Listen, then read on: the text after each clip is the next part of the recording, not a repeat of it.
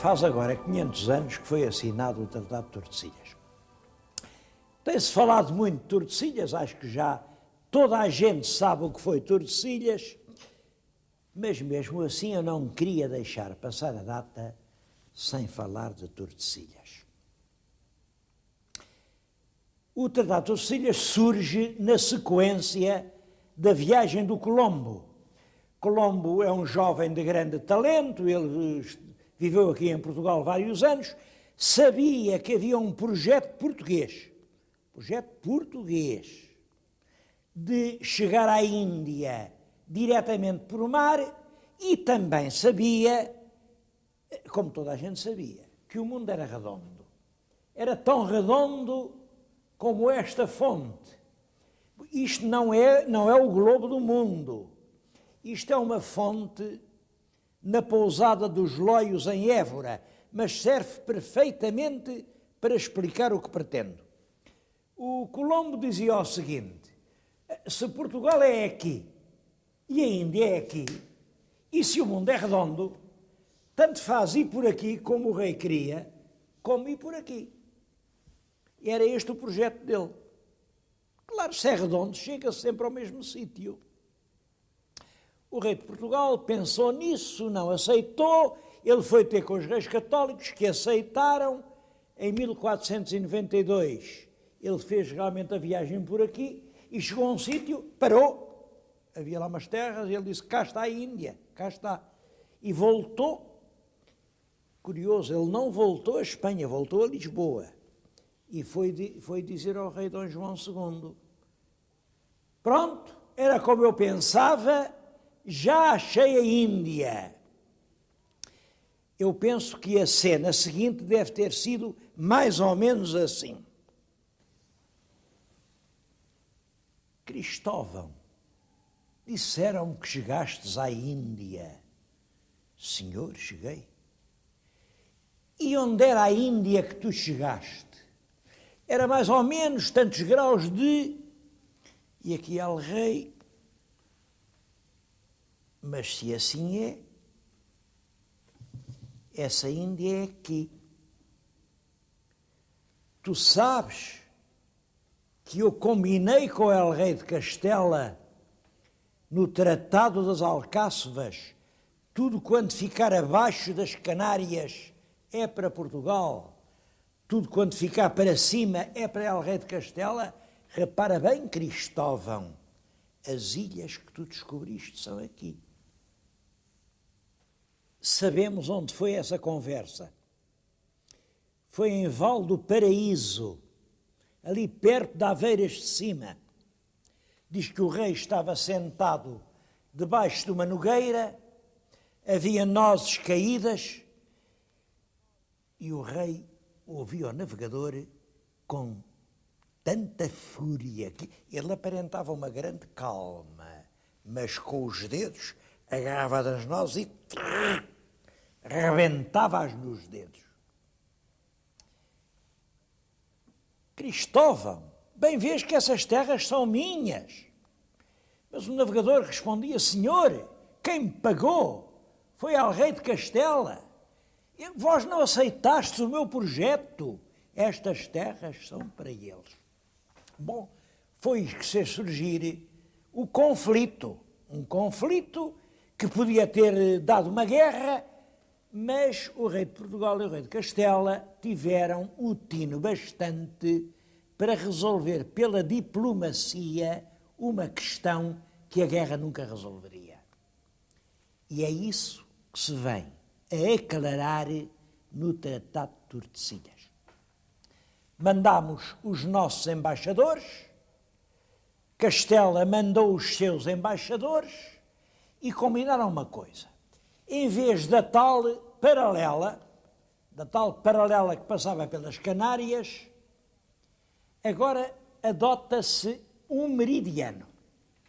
Um meridiano discutiu-se muito, mas combinou-se que é um meridiano que passa 370 léguas a ocidente de Cabo Verde.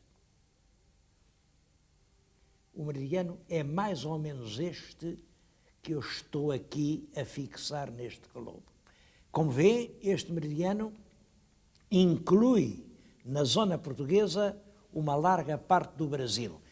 Isto tem servido de muitas especulações, dizem, bom, é que o rei de Portugal que fixou aquilo é que já sabia que lá havia Brasil. É muito possível, mas eu não conheço nenhum documento absolutamente seguro que me permita assegurá-lo. Certo é uma coisa, nessa altura já o rei de Portugal sabia que para apanhar os ventos que permitissem passar o Cabo da Boa Esperança era preciso navegar muito para o Ocidente. Portanto, ele reservou o máximo de mundo ocidental possível. Mas também pode ser que ele soubesse do Brasil. Olhem, quando estavam a negociar isto, os reis católicos mandaram uma carta ao Colombo, eu conheço essa carta, uma carta ao Colombo que ia partir para a segunda viagem, a dizer assim, estes embaixadores de Portugal parecem mesmo convencidos de que aí há grandes ilhas ou mesmo terra firme entre estas 370 léguas. Diz lá o que te parece, porque o Papa marca a linha que a gente quiser. Esta carta existe, é uma carta autógrafa e, portanto, é possível que o rei de Portugal soubesse que havia Brasil. É possível, mas não é certo. O que é certo é que em 1494, na cidade castelhana de Tordesilhas, foi assinado um tratado que marcava isto. As terras que se descobrissem até ao meridiano de Tordesilhas pertenciam a Portugal. As terras que se descobrissem para o ocidente da linha de Tordesilhas pertenciam ao rei de Castela. Eu acho que isto é um tratado que é uma obra-prima. Porque reparem, nesta altura, quando isto se assina, o rei de Castela julga que o caminho para a Índia é por aqui. Colombo chegou aqui, diz, bom, eles são índios, eu vi que são índios, então, eles não são pretos, têm até assim um cabelo que nem tem carapinha nem nada, aquilo é mesmo índios. Aquilo é Cipango, é o Japão. E do Japão à Índia são 2 dias de viagem. Por outro lado, o rei de Portugal sabia, bom, se ele espera chegar por aqui, eu sei que o caminho é outro, o caminho é por aqui, porque nesta altura já tinha havido a viagem que dobrou o Cabo da Boa Esperança. O rei de Portugal sabia perfeitamente que o caminho marítimo para a Índia passava por aqui. É por isso que eu digo que é uma obra-prima de diplomacia. Todos ficaram contentes. O rei de Castela, porque encontrou o caminho que supunha que existia. O rei de Portugal, porque garantiu o caminho que já tinha certo. Sem dúvida que o Tratado de Tordesilhas é uma das glórias diplomáticas de Portugal. Mas nós aqui, às vezes, esquecemos que não há tratado sem tratante. Por detrás de cada tratado há um diplomata lúcido, inteligente, que é capaz de prever consequências. Toda a gente sabe o nome do tratado, Tordesilhas. E quem é que me pode dizer aí o nome do diplomata que o negociou? Pois este programa é essencialmente uma homenagem ao negociador do Tratado de Tordesilhas. O seu nome era Rui de Sousa. Tenho nas mãos um livro de memórias do século XVI, cerca de 1500 anedotas de figuras desse tempo. Quando falam de Rui de Sousa, acrescentam um adjetivo: o grande Rui de Sousa. Acho que sim, que era um homem grande. Há muitas histórias dele, eu vou aqui contar-lhes uma e vão perceber já que não era uma pessoa vulgar. Vivia aqui em Évora, um dia saiu para a caça, mas uma das bestas tinha as ferraduras despregadas. Ele parou ali no ferrador e disse, prega-me lá a ferradura neste animal. Voltou meia hora depois, mas o bicho estava na mesma. O ferrador não tinha cumprido a sua ordem. E ele disse, então, a minha mula, porquê é que a não ferraste? E o ferrador disse-lhe, Senhor Dom Rodrigo, vocês sabem que Rodrigo e Rui era a mesma coisa. Senhor Dom Rodrigo de Sousa, é que há aqui tantos lavradores que vão para o seu trabalho que eu acho que Vossa Senhoria, que vai apenas para se divertir, não havia de passar à frente de quem quer trabalhar. Rui de Sousa, assim no primeiro assombro, ficou indignado, rapou da espada e ia bater no ferrador, mas o ferrador também tinha espada, levantou a sua e disse, Senhor, combater, posso fazê-lo de igual para igual. Agora, humilhar-me como homem do povo, vós que sois nobres, não podereis. E aí, Rui de Sousa deixou cair a espada e disse, és um homem a sério, dá cá um abraço. Eu acho que isto define um homem. Rui Afonso de Sousa pertencia à alta nobreza. Este Sousa tinha a ver com os primeiros Sousas, os Sousas de uma aventura que o Dom Afonso III teve com uma linda mourinha, uma mourinha que o fascinou. Mas a notabilidade vinha toda de Aljubarrota. Naquela manhã de Aljubarrota, quando a nossa pequena hoste, frágil, pobre, quase desarmada, esperava o massacre da imensa força castelhana, cada qual fazia o seu voto e um dizia, meu Deus, eu se escapar vivo vou a pé a Jerusalém. E outro jurava, se eu escapar vivo daqui, nunca como carne nem peixe nos dias da minha vida. E nesses votos, muito devotos, de repente ouviu-se um escabroso voto de um jovem chamado Martim Afonso de Sousa. Pois eu, se ficar vivo, vou daqui meter-me na cama da minha amiga, que é a abadesa de Rio Tinto, e não saio de lá durante 40 dias e 40 noites. É claro, os outros ficaram indignados. Meu Deus, então estamos todos com a vida em perigo e este está a fazer um voto tão pecaminoso. Eu não sei qual foi o voto que Deus ouviu, mas é certo que o Martim Afonso ganhou a guerra, foi a Rio Tinto, dormiu com a abadesa, nasceu um menino, e esse menino foi o pai deste fidalgo que veio a ser o negociador de Tordesilhas.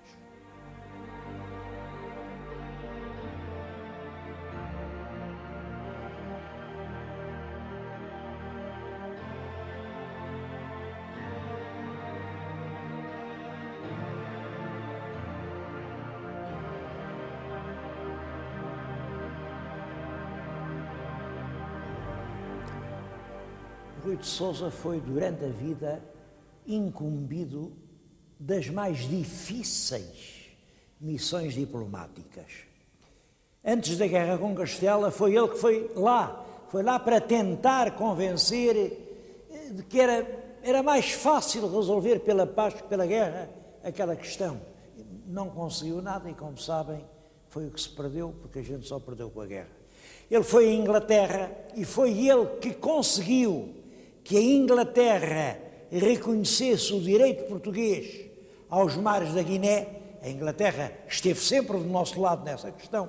Ele foi a Marrocos numa altura em que o exército português, enfim, se tinha deixado derrotar e era dificílimo conseguir que os mouros nos deixassem vir embora.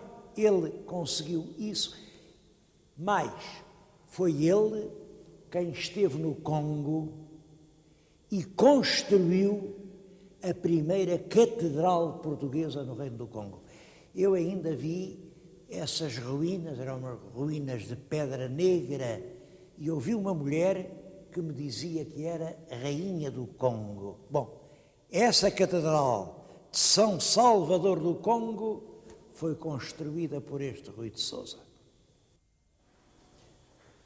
Era um homem de resposta pronta e um subtil conversador. Conta-se que uma vez foi a Castela e foi recebido pelo mestre Santiago. O mestre Santiago era um grande fidalgo e era um sujeito que tinha lá a mania, que tinha umas polícias secretas, que sabia tudo quanto acontecia. Bom, o mestre marcou-lhe hora para o receber, recebeu-o muito bem e disse: então, Dom Rui, já sei que chegaste. E quando é que chegastes? Resposta de Rui de Sousa: senhor, foi exatamente quando o senhor julga. De outra vez, numa festa, porque foi ele o diplomata encarregado de negociar o casamento do herdeiro do trono português, filho de Dom João II, com a herdeira dos reis católicos. Isso foi uma negociação difícil, demorada, de lado a lado, mas acabou por se conseguir e, para celebrar o acontecimento, os reis católicos mandaram dar no palácio uma grande festa.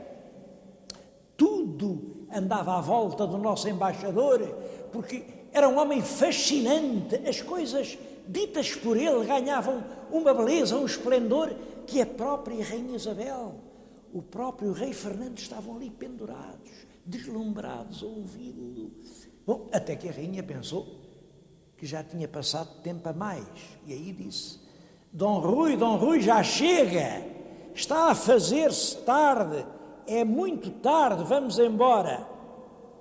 E o embaixador de Portugal disse para a rainha de Castela: senhora, não é tão tarde como pensais, é apenas muito cedo. E abriu de par em par a janela e disse: olhai ao longe e vede que só agora amanhã começa. Esse dito ficou célebre porque, pelos bons ofícios de Dom Rui, pensava-se que ia começar um período novo de paz e de amizade das relações entre os dois países. O grande Rui de Sousa acabou de ser envolvido por uma espécie de auréola que rodeava toda a família. Ele teve um filho, João de Sousa, que foi também embaixador na corte dos reis católicos. Um belo dia estava em Arévalo, uma cidade espanhola, as touradas faziam-se numas praçazinhas pequenas e a rainha Isabel, estava em frente e o Dom João de Sousa no prédio do outro lado da praça. E a rainha tinha ouvido dizer tanta coisa daquele homem, tanta coisa do pai dele, que já agora quis ver até que ponto era verdade.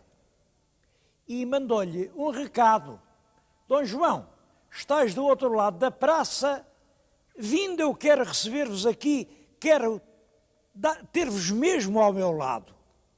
Ao mesmo tempo, mandou dizer aos homens dos corrais: quando o embaixador de Portugal atravessar a praça, vocês larguem-lhe o touro mais feroz que lá estiver nos corros. E assim foi.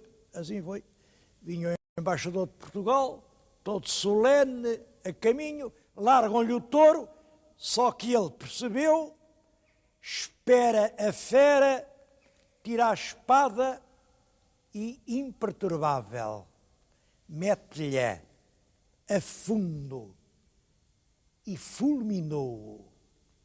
Recolheu a espada, limpou-a numa borda do capote, caminhou para a rainha e foi beijar-lhe a mão. A rainha Isabel, assombrada, disse-lhe: grande sorte fizestes, Dom João. E a resposta do português foi uma verdadeira portuguesada. Senhora, lá em Portugal fazemos todos assim.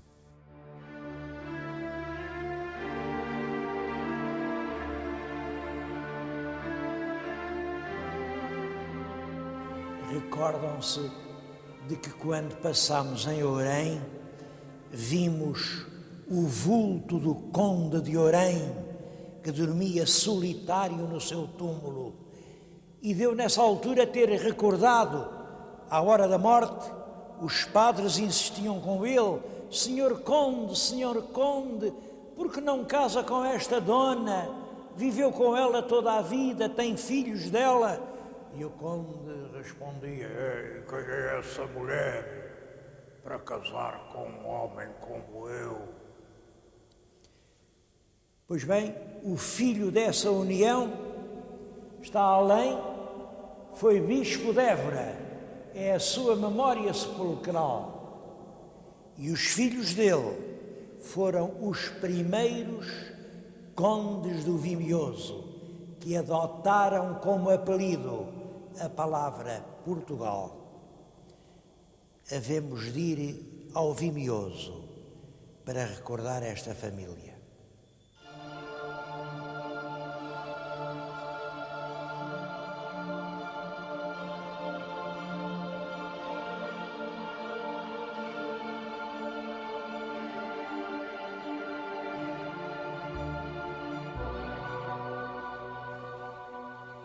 Escolhi este lugar para lhes falar do embaixador Rui de Sousa. Eu escolhi e ele também escolheu. Ele morreu em serviço, tinha acompanhado El Rei Dom Manuel a Toledo, mas era um maio frio, ele já tinha 75 anos e uma pneumonia levou. Mas quis ficar aqui em Évora, nesta igreja que era um panteão de família. Veio a tumba entre dois machos, calcorreando as planícies de Castela, e encontrou ali a última morada. A marcá-la ficaram duas grandes chapas de bronze. A dele recordava os serviços, desde Dom Afonso V, Dom João II, El Rei Dom Manuel, e depois a da mulher. A mulher espera por ele, está lá em cima, Dona Branca de Vilhena.